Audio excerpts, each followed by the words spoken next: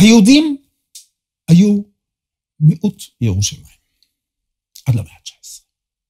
במאה ה-19 משתנה המצב תכלית שינוי, והוא לא משתנה מיד.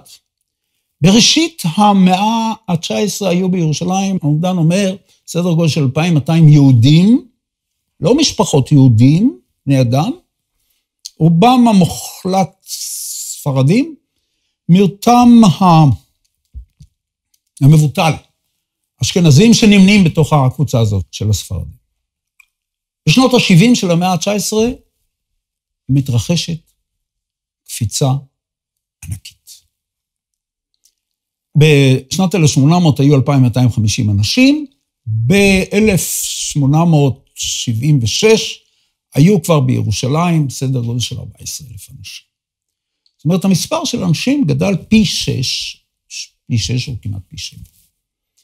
משנת 1800-1876, ורובם בעשורים האחרונים של המאה ה-19. משנות ה-70 ושנות ה-80 היא תקופה של הגירה מסיבית, גם של יהודים וגם של קבוצות אחרות בכל רחבי העולם. היא תקופה סוערת. יש לה הסברים טכנולוגיים, אוניות הקיטור שחוצות את הים. יש להם הסברים חברתיים. אתם שכבר מכירים את השיעורים שלי, יודעים שיש לה גם הסברים שקשורים במשברי מזון ובאקלים. שנות ה-70 היו שנים שהיו בהם תופעות קשות מאוד של אל ניניו, רעב נוראי שגרם למיליוני אנשים למות בהודו, בסין, בברזיל, במקומות אחרים בעולם. גם באנגליה, במרכז אירופה, היו יבולים דלים, ואנשים הלכו לחפש את המקומות שבהם טוב יותר. במקומות שבהם טוב יותר, הפכו להיות יותר ויותר אמריקה, וגם מיעוט קטן הגיע לירושלים. מי הגיע לירושלים? בין 1876 ל-1891, שאז הייתה קפיצה נוספת מ-13,500 יהודים ל-25,300 יהודים בירושלים. קפיצה ענקית בתוך תקופה של 15 שנים, כמעט פי שניים. הגיעו לירושלים שתי קבוצות שונות בתכלית, שהרצונות שלהם היו בעצם הפוכים. שתי קבוצות חדשות שנוצרו ביהדות בסוף המאה ה-18 ובמהלך המאה ה-19. מצד אחד, הייתה קבוצה של יהודים מודרניים יחסית. הם הגיעו טיפה יותר מאוחר. היהדות של ההשכלה, היהדות של האמנציפציה, היהדות של הנאורות, היהדות שחיפשה מקומות, כמו המקומות הטובים באירופה שהם באו מהם. הם הגיעו מאוחר יותר. והייתה הקבוצה השנייה, שגם היא קבוצה חדשה ביהדות. גם היא נוצרה בעקבות תנועת ההשכלה, וזה תנועת החרדים. שומרי החומות, המסתגרים. החרדים זה לא קבוצה ששומרת על מנהגי היהדות מימים ימימה.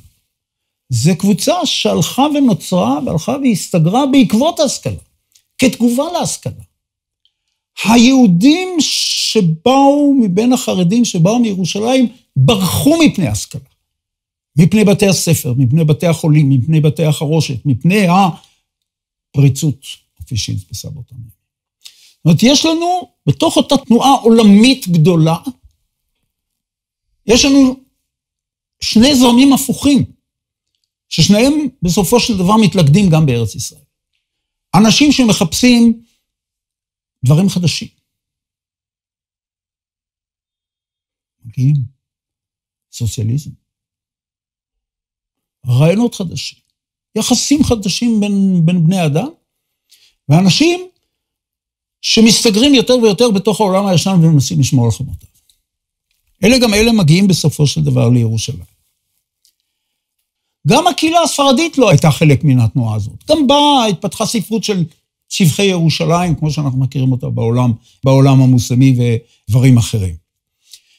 היא מדגישה את הקשר עם הבורא, את חשיבות הלימוד בירושלים, חשיבות המוות בירושלים, לבריאות, לפרי בטן, לאריכות ימים, לחיי העולם הבא, למה שאתם רוצים.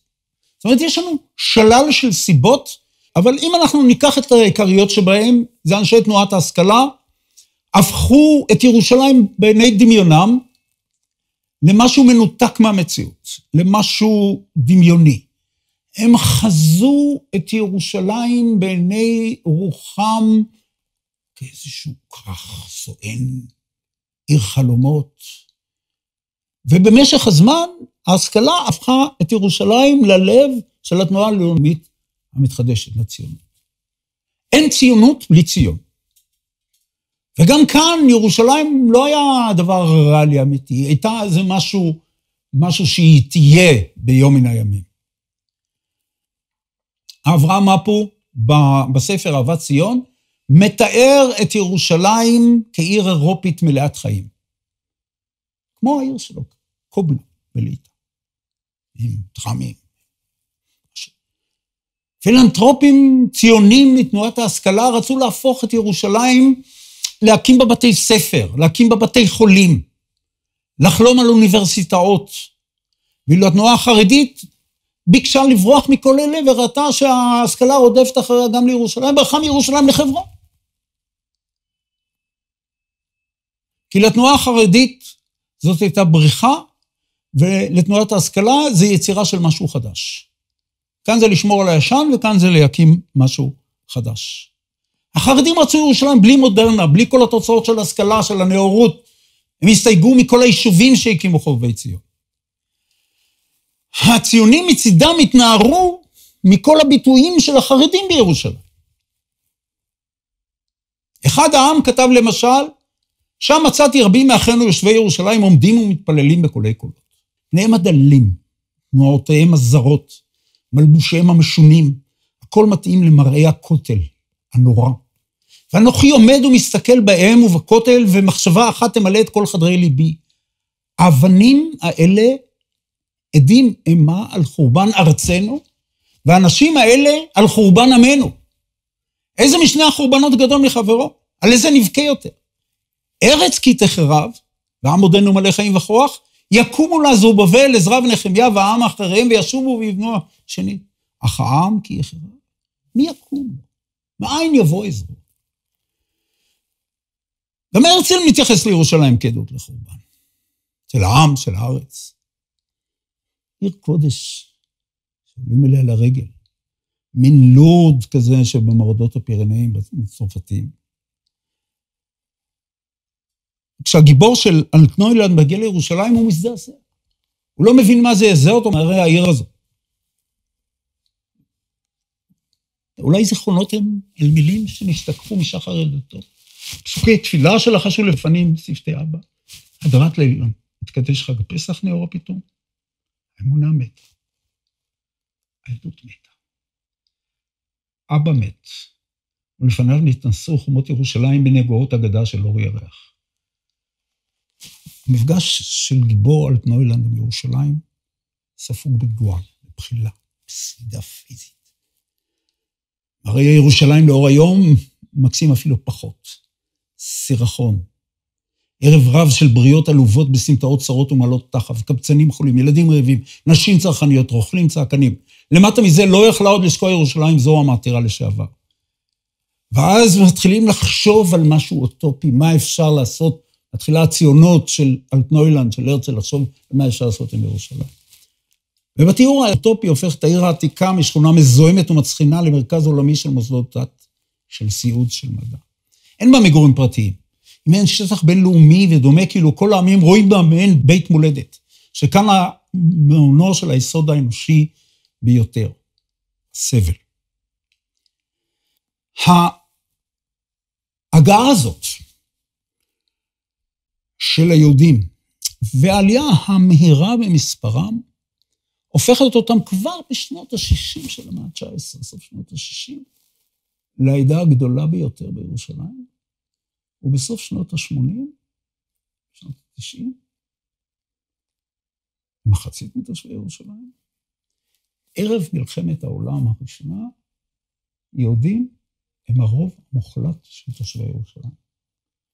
יותר מהנוצרים והמוסלמים גם יחד. בתוך תקופה שנמשכה בקושי 50 שנה. והייתה רבויה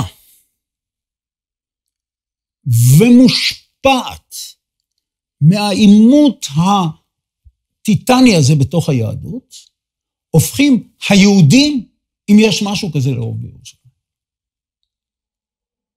האם אפשר באמת לעשות ולקשר בין החילוניות של לבנברג, גיבור אלטנוילנד והרצל, בין החלומות של מפו, ובין המנהיגים של החרדים בירושלים, ולקרוא לכולם יהודים, ולבחון את ירושלים רק על פי הקיום של דת מסוימת.